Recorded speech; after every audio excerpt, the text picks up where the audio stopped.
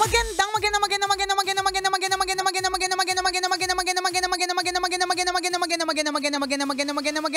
tanghali.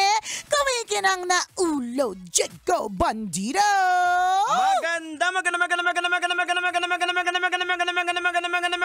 Magandang umaga. Ay, tanghali pa. Lagi na ako Magandang tanghali. Kumikinang ina. Di ko alam. Yan! Alam mo, ang bilis na yata gumawa ng mga kanta ngayon, no? Oo. Diba? Pwede. Gawa na kaya tayo ng kanta. Oo. Rap. Pwede bang rap? Kung halimbawa, kasi sobrang tindi na ng AI, no? Pwede na ba mag-rap? Kahit halimbawa, ako wala talaga akong rapping skills. I'm just an acoustic singer. Charet! Pwede. Subukan natin baguhin yung boses mo. Sige, kumanta At ka. paano? Ayan. Try mo. Try mo. Anong klaseng kanta? Kahit ano. Tutono ka, kahit wala ka sa tono. Ay, gano'n. Sige. Mahal kita. Mangin ka ba kasi? Nahuhulog na ako sa'yo kasi.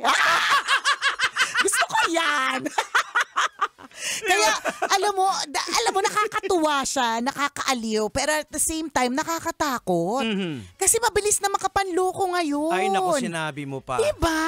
Yung nakikita mo yung yung nagva-viral na yung picture, tapos naghahalikan. Oo. Parang totoo. Alam mo, totoo yan. Nakaka-nervyos kasi pwede itong maging dahilan kung bakit may mga mag-asawa maghihiwalay. Wala pa bang nagawa na kayo ng chopper na galing? Ay. Wala! Diyos ko pa! Buti nga hindi na. Naghiwalay na kami bago pa nauso.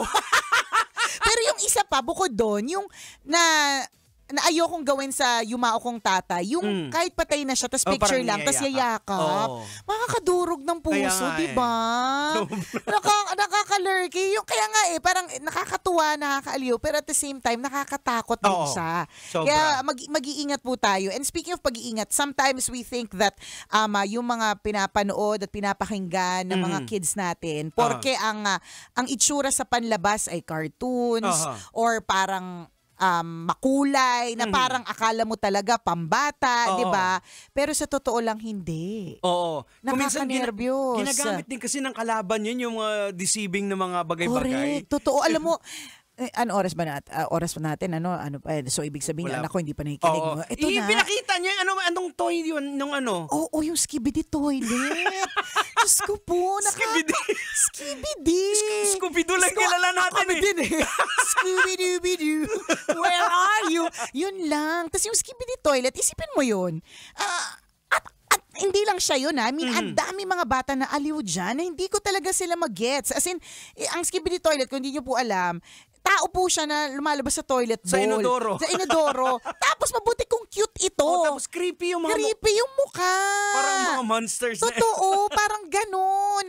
Yun nga So maging, wag nating isipin na okay lang yung mga pinapanood nila kasi hindi okay. So for example, we share the same Spotify account yung buong family. So isang family account ito ng Spotify. So kung ano yung pinakikinggan ng asawa ko, nakikita ko sa playlist. So alam sa history. So alam ko kung may playlist, kung may podcast siyang pinapakinggan na sexy, ganyan. So far wala pa.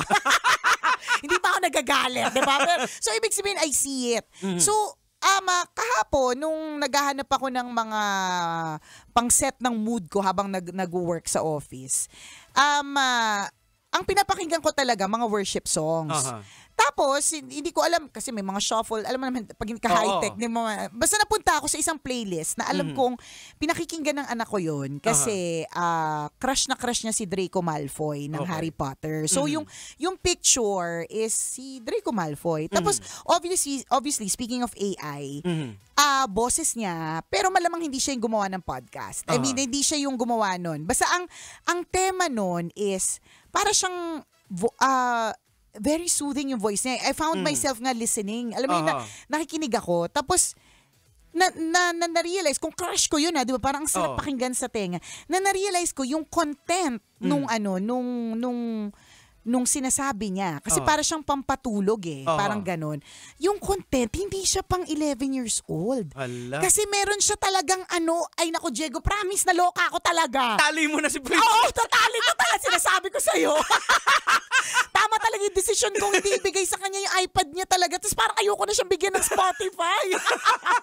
parang, kasi yung kaya, nililimit ko yung time nila kasi yun nga, hindi ko alam kung ano yung mga possible na ma-expose sila. Masyado na silang exposed. And honestly, totoo, hindi natin mabantayan sila 24/7 So yung nung paparinig ko nga sa asawa ko as in nag-describe siya kung papaano kiss mula leeg hanggang dun sa parte ng katawan. Ay naku, pababa talaga, Diego. Promise, 11 years old yun. Oo, pero ano siya, ang boses niya, yung boses nung Draco Malfoy, AI, ganun siya So, may mga ngayon, halimbawa, boses ni boses ko, Nicole pwedeng gamitin. Kaya wag po kayo magpapalin lang na kunyari, tatawagan kayo o offeran kayo ng kung anik-anik. Hindi ako yun, wala ko ino-offer. Wala ko ino-offer kasi totoo, kasi kaya na siya. So ito, isang buo siyang podcast, as in isang sobrang daming episodes na yun yung tema. Tapos yun yung boses.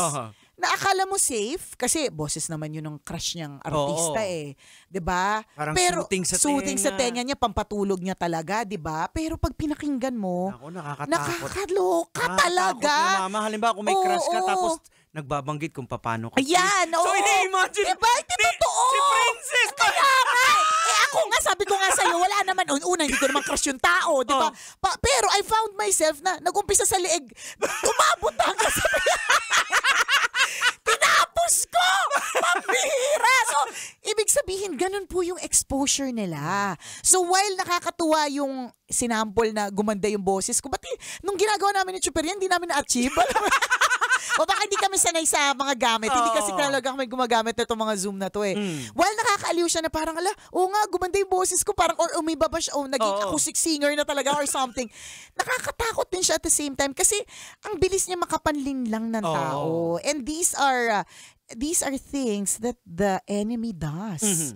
Ginagawa po yan ng enemy. Correct. Hindi yan galing kay Lord. Yung ganyang panlilin lang. Nakakatakot. Kasi nakakatakot siya. Sabi nga, ano talaga si Satan talaga is yung father of liars, deceiving talaga. Yun Steal, kill, and destroy. Yun ang kanyang role. Yun talaga yung ano niya, yung nature niya, yung mag-deceive, magsinungaling. Correct ka. And yung deceiving na sinasabi natin, talagang i-deceive ka. Bakit? 'Di ba? Yung temptation, kunyari, sa isang lalaki, ang temptation ay yung babaeng sexy. Wala pa naman ako nakitang nag-tempt sa isang lalaki na ang itsura ng babae, marites Alam mo yung itsura ng marites na medyo bungal, 'di ba? Parang ganun, hindi laging sexing babae. Tsaka laging yung type niya.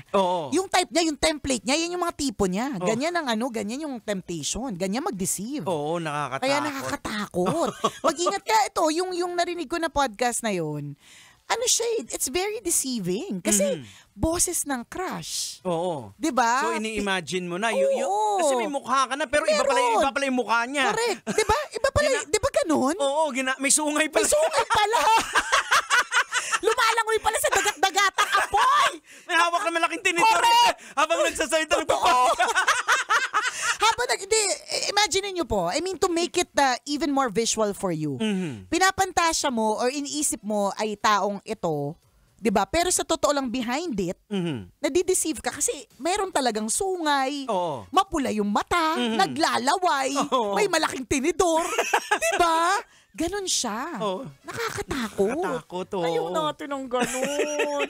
So, paano babantayan, di ba? So, while merong ganyan na technology, I'm sure meron din technology para bantayan. 'Di ba? May mga high-tech rin na apps yan for sure. Kaya maganda din na ang mga kabataan natin is naiaral nila. Like for example, sa church, kahit anumang church ninyo, at least natuturuan. Kasi, correct. Kumbaga, marurunong silang mag-discern sa mga, eto mali na to, bad na to. Kasi tama. pinalaki kami, tinuturo sa amin na ganito.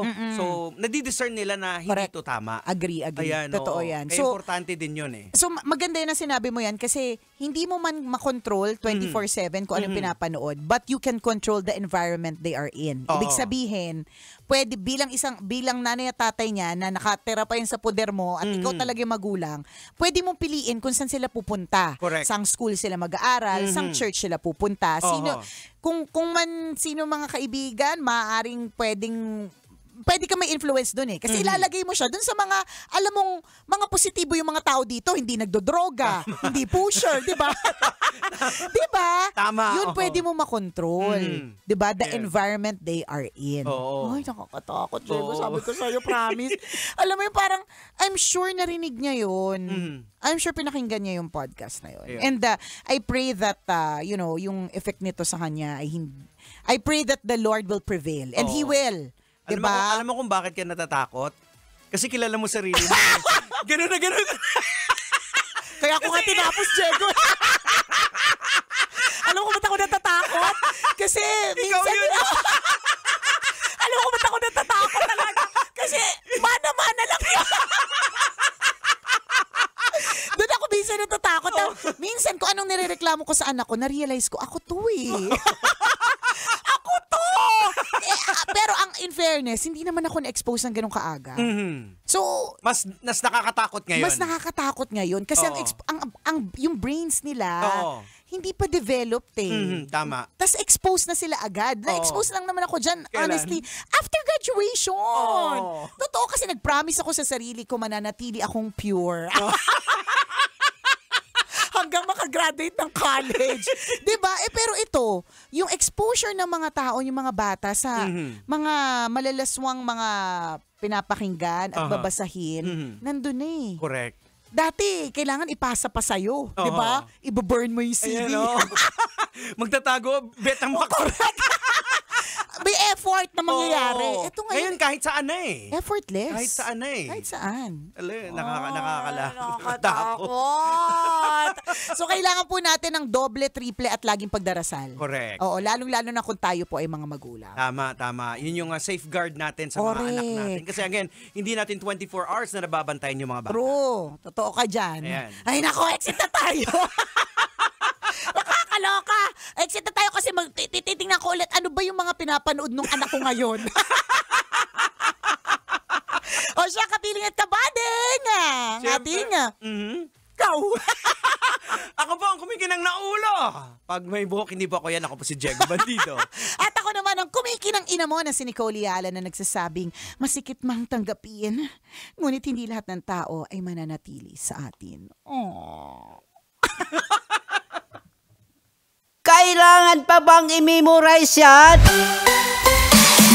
Love Radio Basic!